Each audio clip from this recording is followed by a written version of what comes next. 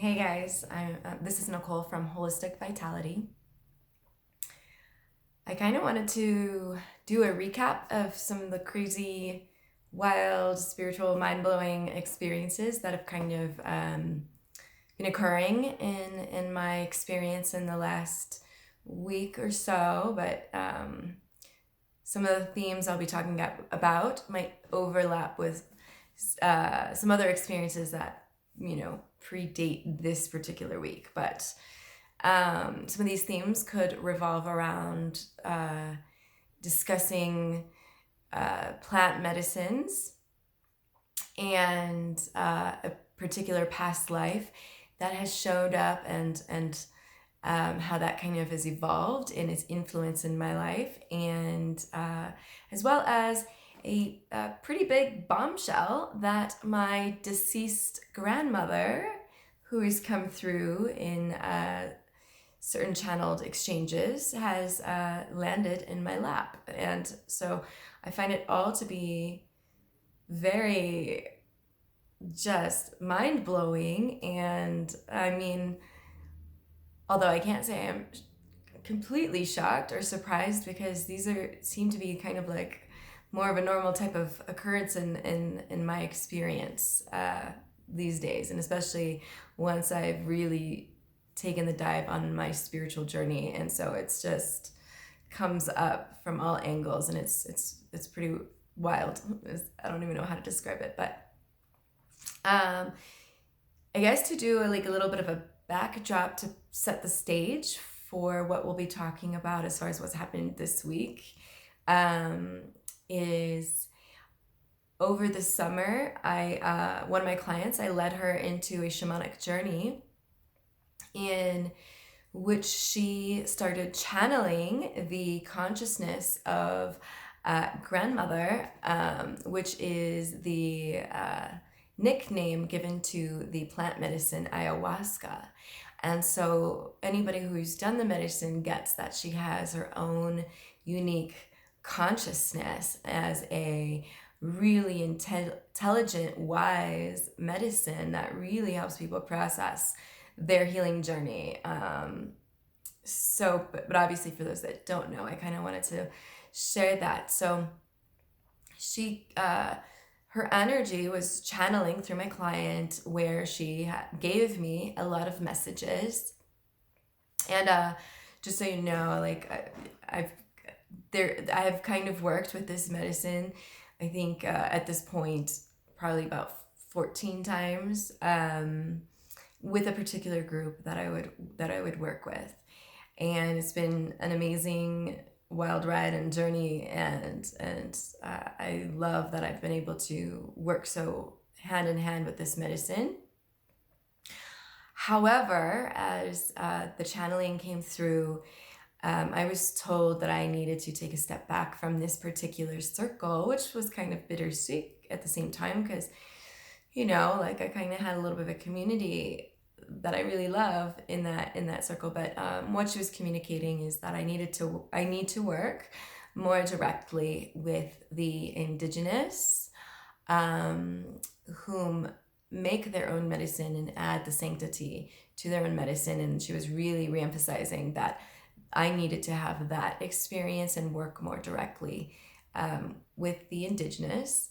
One of the things she told me was not to chase the medicine, and that the medicine would find me. So I was like, okay, all right. So I guess I'll see what comes up, trust the guidance. She gave some other messages regarding the medicines, as well as one of the other reasons I really needed to sit with the indigenous is because I really needed to help process a deep shadow work that I wasn't getting fully in my other journeys with the medicine. And she said that this deep shadow work was so traumatic, and it stems from a past life. She said that it was so traumatic. There's an aspect of me that was essentially blocking accessing this particular memory, because it was so painful and whatnot. Okay, so I was like, all right, well, can you give me any more information? I didn't get any more information at the time, but that was kind of what she was saying I was going to need to address. Excuse me. My copper bottles. I love copper.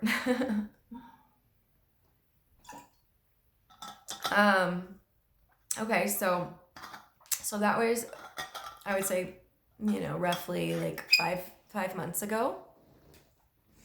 Now, the other thing that I've been trying to understand and resolve, and I'd say has been really affecting me, is this extreme back pain that would flare up, especially while in ceremony, working with the medicine.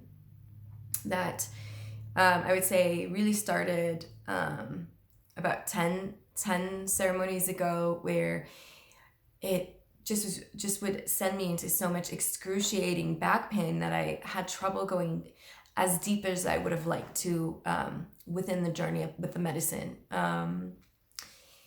And so I've been trying to get to the bottom of that, and I've been getting some clues along the way, because like I said, a lot of my clients do channel, meaning like they'll connect to the experience or higher consciousness, and a lot of times through that connection to spirit realm, they gift me some messages as well, and breadcrumbs, if you will, to keep me moving along on my growth and journey as well. So that's kind of fun. But that's not the only source. But anyway, some messages have been coming through along the way that's been giving me little bits of clues as to what that's about. But anyways, last week I set up a trade, or I had a trade with another shamanic practitioner. Her name's Elizabeth, and I think Iwasa is her business name. But I'll put information in as to how to contact her if you resonate with her below. So anyways, so we did an exchange of service in which yesterday she retrieved her session, and she did a session for me about a week ago, or a week and a half ago, something like that. And she facilitates differently than I do, but it was kind of cool to have kind of like the opposite way of facilitating to some extent, and to compare, and also have my way to compare and validate how she facilitates. So for me, the way I facilitate is I lead the client into, or their consciousness into, an out-of-body experience where they're essentially greeted by the spirit realm and are able to, in the higher dimensional realm. So usually we're working with higher conscious beings when they come through, like your guides or your loved ones, elders, ancestors, but anything's possible. Multidimensionally traveling, accessing past lives, accessing the consciousness of your future self, really anything's possible.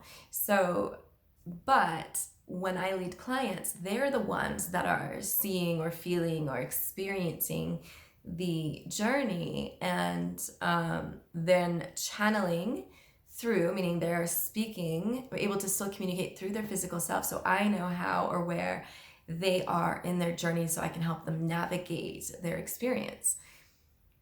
But I'm the one that is not seeing what they're seeing, right? Or hearing what they're hearing. So whereas Elizabeth is kind of like the opposite, where she is very gifted in the abilities to channel herself. So she's more seeing and feeling and receiving these messages.